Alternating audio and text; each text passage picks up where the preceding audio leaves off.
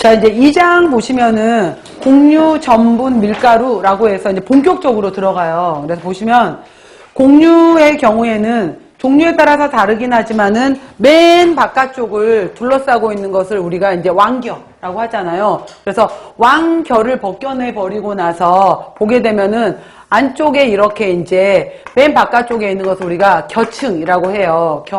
그 다음에 여기 안에 배유라고 하는 거고요. 쌀룬에 해당이 되는 것을 우리가 배아라고 하게 돼요. 그래서 이 겨층에 해당이 되는 것은 다시 보게 되면은 배유하고 가장 맞닿아 있는 층을 우리가 호분층이라고 해요.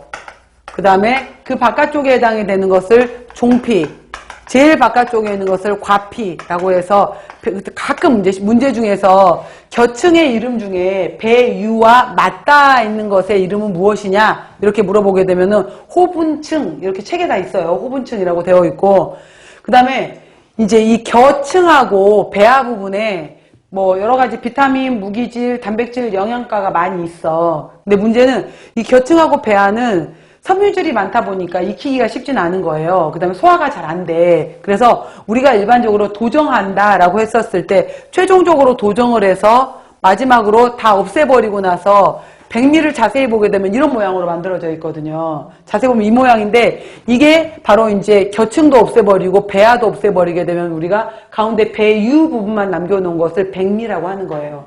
그랬을 때 그러면은 이 겨층에 해당이 되는 것을 대략 5에서 6% 정도가 차지를 하고 배아 부분에 해당이 되는 것을 2에서 3% 정도를 차지를 하게 돼요.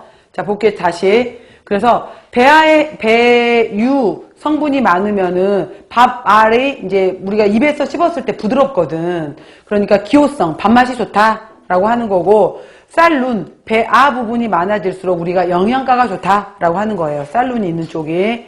자, 배아는 곡류 나달의 2 내지 3%야. 그런데 여기는 불포화 지방산이 많고 불포화 지방산들은 산소하고 만났을 때 쉽게 산패가 돼요. 그리고 리파즈에 의해서도 쉽게 산화되기 쉬우므로 시중에 판매되고 있는 대부분은 배아를 제거해요. 그리고 이제 판매 배아 세포는 따로 만들어내기도 한다라고 했고요. 그다음에 그래서 이 배아 부분에 여기라든지 겨층에 있는 기름을 이용해서 뽑아놓은 여러분 쌀기름의 이름이 뭐야?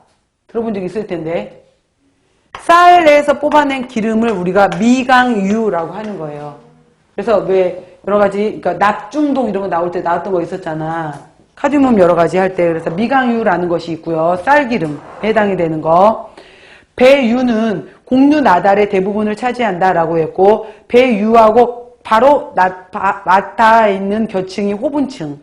그 바깥쪽에 종피, 제일 바깥쪽에 과피가 있다라고 했고요. 호분층도 단백질 지방이 있어. 근데 세포벽이 두꺼워서 소화가 잘 안 돼. 그래서 일반적으로 도정했다라고 했고요. 배유세포에는 안에 들어가게 되면은 전분, 탄수화물, 소량의 단백질이 함유되어 있다라고 해서 밑에 보면은 도정도가 있고 도정율이 있는데 자꾸 봐보세요. 이걸 이해를 잘 못하는데 우리가 이제 현미가 있어. 현미가 있고 그 다음에 5분도미, 7분도미, 그 다음 백미 이렇게 말하는데 이게 무슨 말이냐면 봐봐요.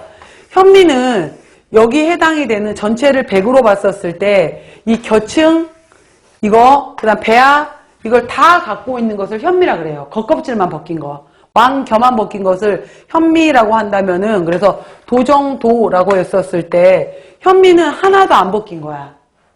하나도 껍질을 손은 안 댄 거예요. 그랬을 때 우리가 겨층 가운데를 5.5%, 배아의 가운데를 2에서 3%를 2.5% 했었을 때 얘가 전체가 8%잖아. 자, 얘를 봐봐. 이해를 해봐.